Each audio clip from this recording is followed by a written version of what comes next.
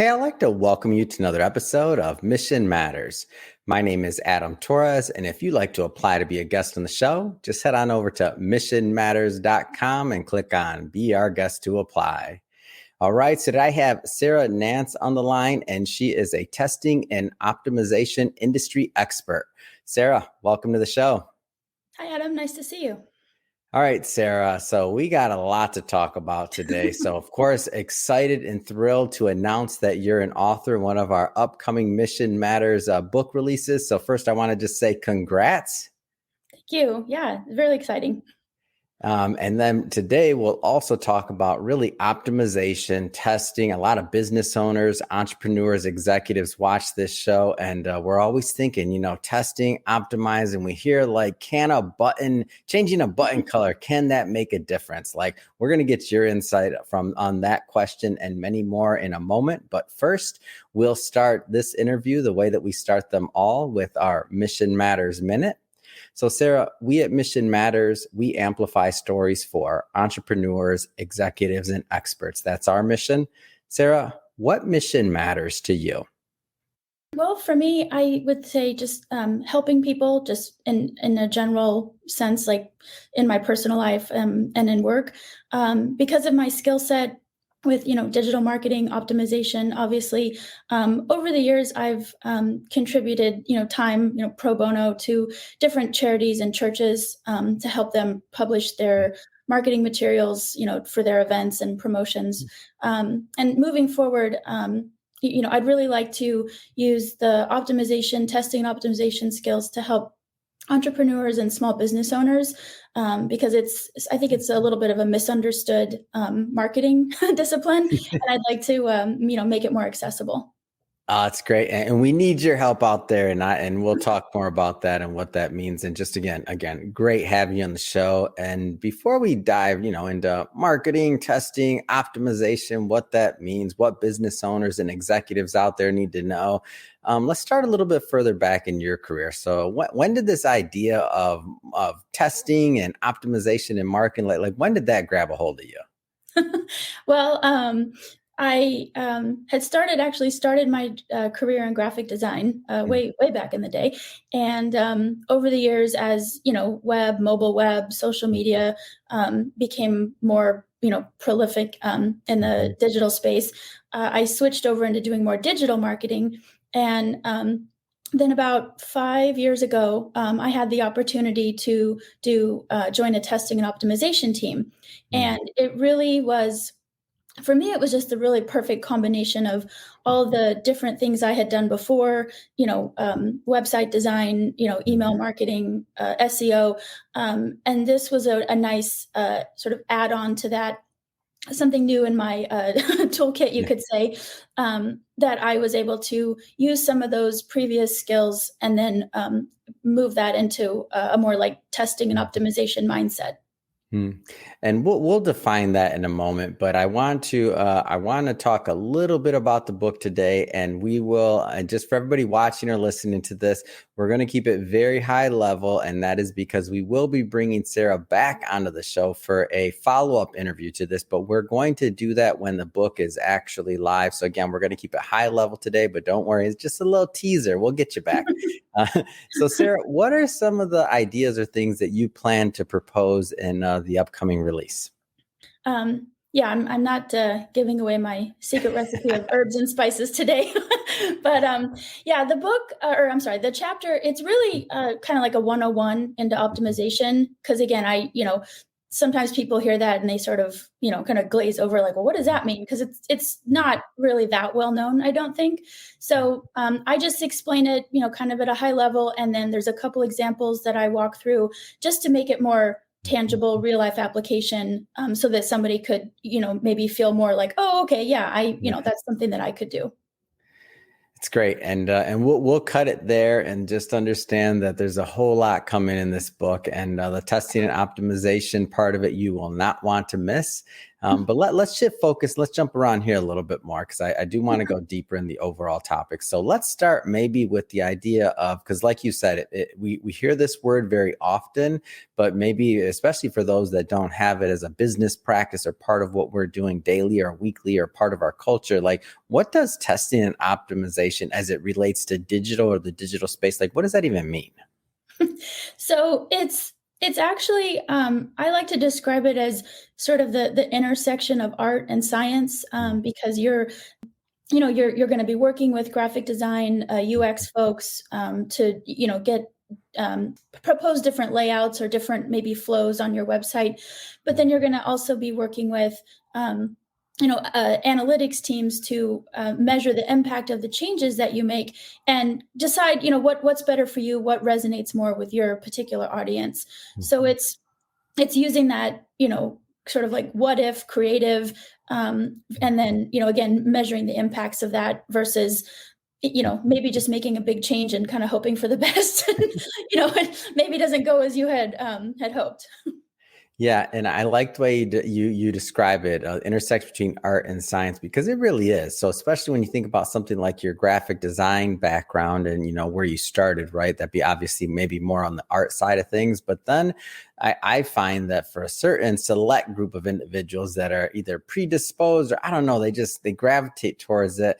They've always wanted and they like that science side of it too, and the analytics side and seeing the end result or maybe some of the output of what the art and the design actually like what happens after, like whether you're changing a button color design or you have a different like layout or something else, like that can make like meaningful changes and results into whatever it is that your objective is that you're trying with the website or whatever the design or whatever the particular digital piece of content happens to be.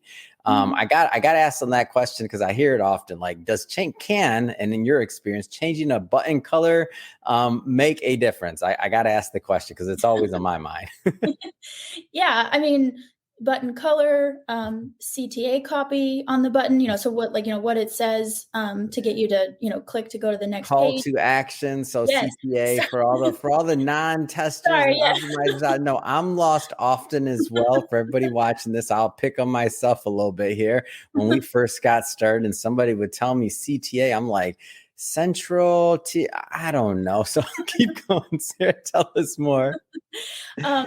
So yeah, color, the copy, the words that you use, and even the location, top, bottom, left, right. I mean, it's really wild that maybe because this is obviously a very small example, but even just those little things can make a huge difference and impact the way that a customer perceives the information or the page or their basically kind of like their level of commitment to go forward. Yeah. And I know that you've worked with, large companies and enterprises. And I want to kind of maybe relate this or bring this back to maybe the small business owner, the small to medium sized business, right? What are some things, and I know there's no one size fits all, so I don't want this to sound like a loaded question, but we got to start somewhere. What are some things that small business owners that are listening to this should consider if they've never, let's start with if they've never been in the optimization space or the testing space and they keep hearing this, then they hear this recording and they're like, all right, where do I start? Like, what should they be thinking about? So, I mean, I would say typically when you're either, if you're starting a business or if you're, let's say you have a business and you're launching a campaign, typically you kind of whittle it down to 2 or 3 ideas. And then, usually you're like, okay, well, we got to pick one. We've got to have something to go forward with. If you kind of weave testing and optimization into your marketing mix, you can actually test the 3 ideas, 2, 3, whatever ideas against each other to see, which one resonates, which one is actually, that your specific customers and, audience, works for them. Versus, okay, well, we're just going to go with the yellow, you can actually, do this. And then, and honestly, I mean, I've been on teams where we've been very surprised. I mean, pretty much we all thought, oh no, it's going to go, it's going to go left and it went right. So, it's, that's what I would say for, if you're a small business owner, this is something that can really help you and maybe, kind of save you from potential lost revenue because you're just kind of testing it, and then, you implement whatever works. Yeah. Where do you find that people maybe many times go wrong with this process? And that could be in the small business owner, that could be any company, because I feel like whether in the context of a team or otherwise, like I think some of those themes tend to repeat themselves as well. Like, where do you find a lot of times people go wrong and maybe just their testing process? I mean, I would say, for small, if you're a really small business, I mean, out of the gate, you just might not even be doing this at all. So that, Mm. that's a Good hard. point, Sarah. Let's not glance over that. First off, you're not doing it. Okay, continue, please. But yeah, I mean, I would say it because it is testing, because, and I'm not going to get super technical, but Yeah. just all of that to say, when you test, you're not actually changing the code on your website. I'll just leave it at that. And so I think sometimes, though, even though people like know that in the back of their mind, they're like, oh, well, no, this, that's too wild. We don't want to do this. We don't want to do that. And it's like, well, that's the whole point. I mean, this is like a chemistry experiment, a little dab of this, a little dash of that. And so I would say just remembering to keep that open-minded. This is just a test. If it goes off the rails, you can turn it off, like a light switch, which is another big benefit. And just, I guess, like, just embrace it. Like, don't be afraid to try things. For organizations maybe that haven't been in the testing mindset, I think mindset alone, staying away from even the technical side of things, like that's a shift, right? I feel Mhm. like a lot of times, and I know you mentioned that you may be working with some small businesses and some small business owners, which I'm glad to hear because we need you out there. But I feel like even the idea of having that testing mindset, it's a shift for many. As somebody kind of thinks about integrating that process to their organization, like what kind of things should they be thinking when it comes to mindset?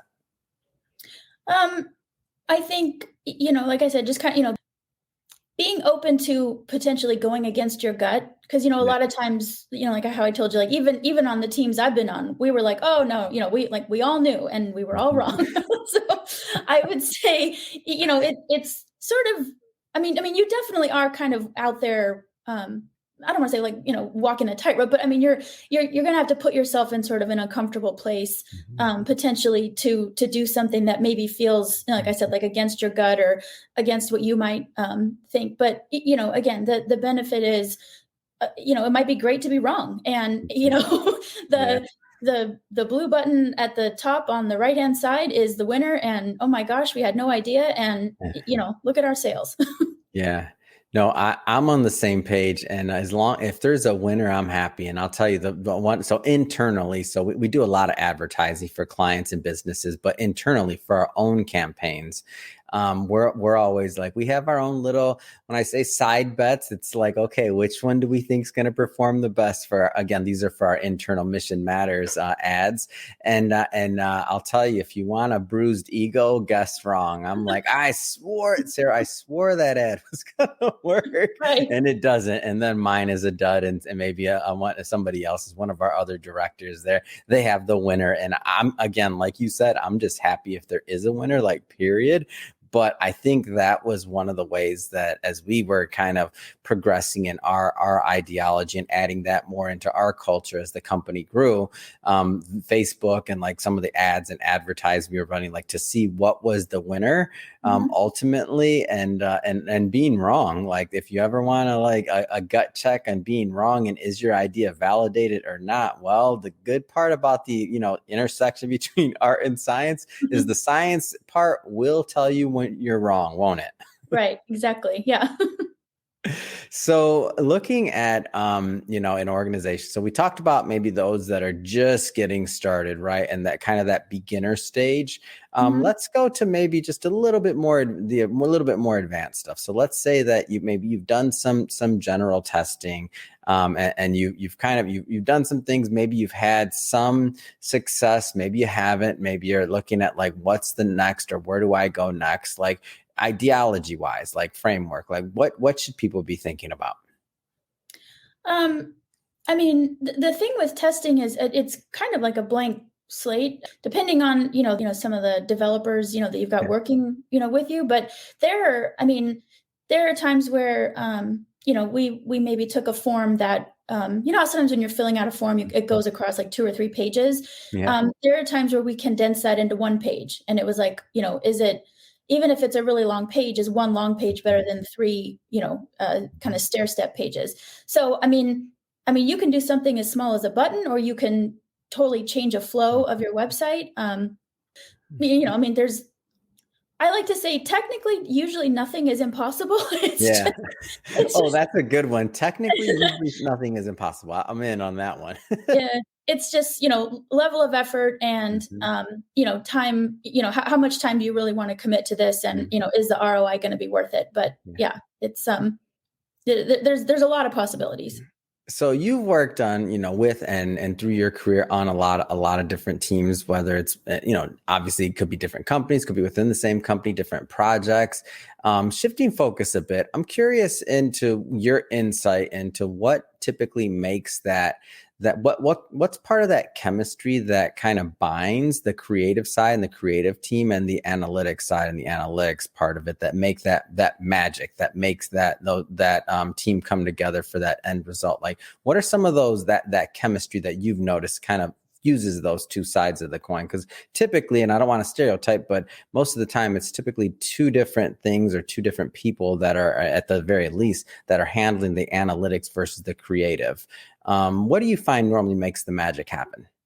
So, on the teams that I've worked on, typically, because I've usually been in like larger organizations, so the creative, the analytics, the development team, we're usually operating almost like an agency within the Yeah. company, and then we work with different stakeholders. Mhm. So that there's kind of this sort of like bonded mission, if you will, because It is. It yeah, is. because we're I wouldn't say like, little teams, but we're our own sort of Yeah. like on an island.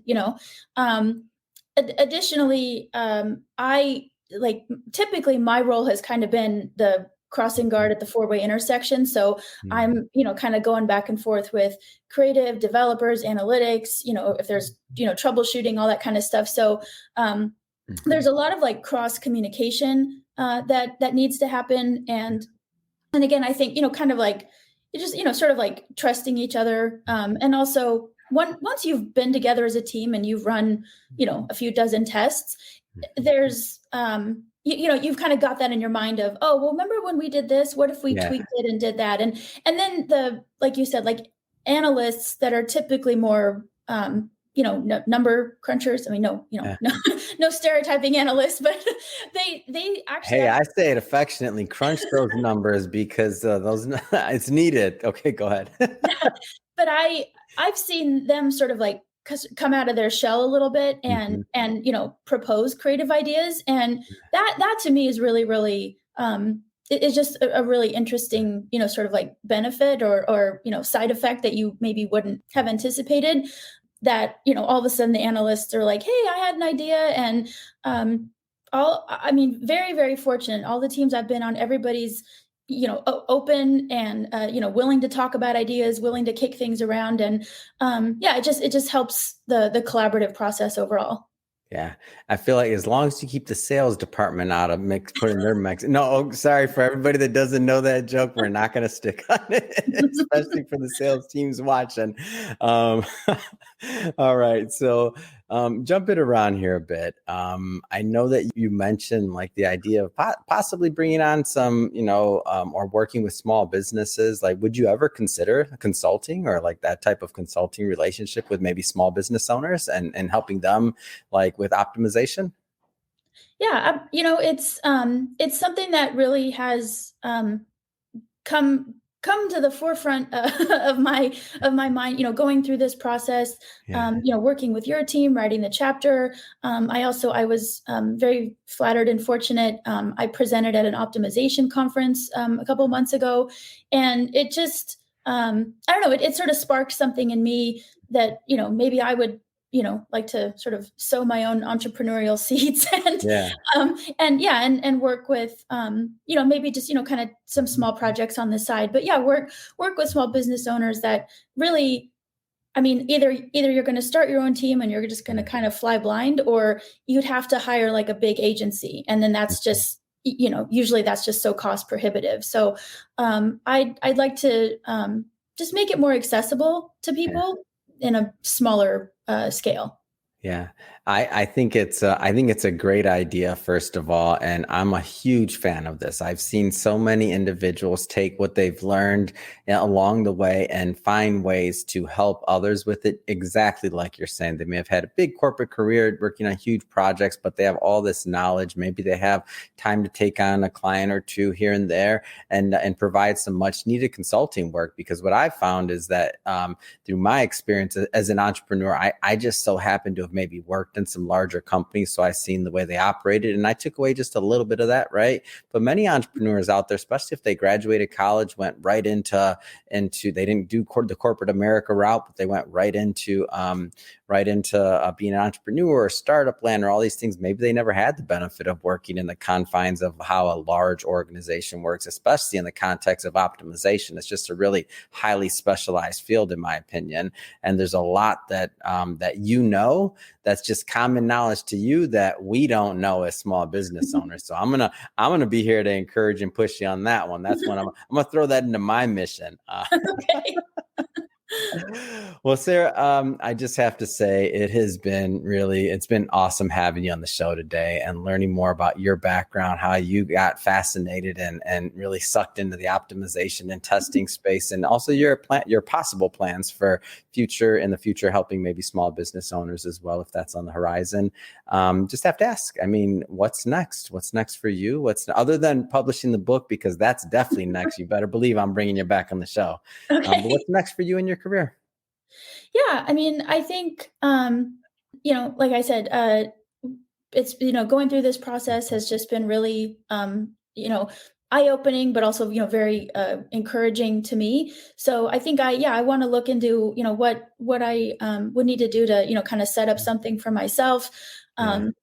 Get some leads, talk to, maybe local folks in my area, and, just see if I can help them with their businesses, and help them understand this, like I said, this marketing discipline, which, like we said, is sort of a niche field, and just not a lot of people are aware of it. Oh, I think it's awesome. Great idea. And if somebody wants to follow up and connect and just follow your journey, I mean, what's the best way for them to do that? I would just say reach out to me on LinkedIn, ask to connect, or, drop me a note. And that's definitely the best way to get a hold of me. Awesome. And we'll be sure to leave that link in the show notes so that our audience can just click on it and head right on over and check out your LinkedIn profile.